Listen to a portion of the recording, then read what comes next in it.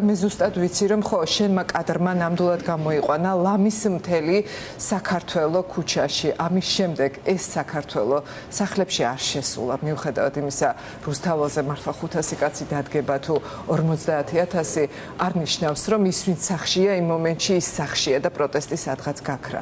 რა შეგიძლია უთხრა იმ ადამიანებს ვისშიც არის კიდევ პროტესტი და დღესაც ახსოვს რისთვის იბრძოდა აი 28 ნოემბრის შემდეგ.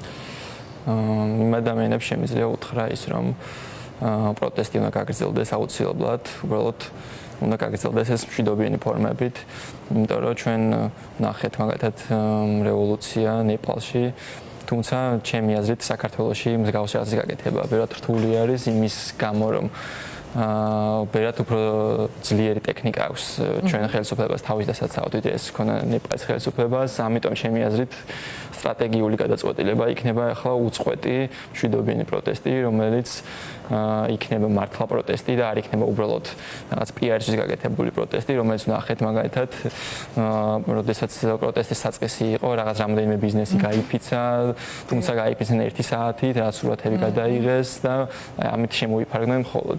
ამიტომ ჩვენი პროტესტის მთავარი მიზანი უნდა იყოს ორიენტირებული უნდა იყოს იმაზე, რომ გაკეთდეს რეალურად საქმე და ეს საქმე არის სწორედ ის, რომ პროტესტით უნდა შეწყდეს ფუნქციონირება სხვადასხვა სტრუქტურების და მომსახურების სფეროების. მხოლოდ ამ შემთხვევაში შეიძლება მივაყენოთ ზიანი ხელისუფლებას და ასევე იმ ხალხის საქმე არის არა მხოლოდ ქუჩაში გამოსვლა და გაპროტესტება, არამედ მათ საახლობლოში და მათ სანათესავეში მყოფი იმ ადამიანების დარწმუნება, იმაში თვითონ განასწორ მხარეს, ვინც არიან გადაუწყვეტელი ადამიანები, რომლებიც მაგალითად არც ერთი მთავრობა არ მოწონთ, არც ყოფილი ხელისუფლება, არც მოქმედი, თუმცა მათი აზრით დღევანდელ აქციას და დღევანდელი აქცია არის მართული რაღაც გარეძალებისგან და უნდათ ქვეყნის არევა და უნდათ ქვეყნის ომში ჩართვა, რაც არის სრული სისულელე, იმიტომ რომ პირიქით ეს აქცია არის იქითკენ მიმართული, რომ ქვეყანაში იყოს სიმშვიდე,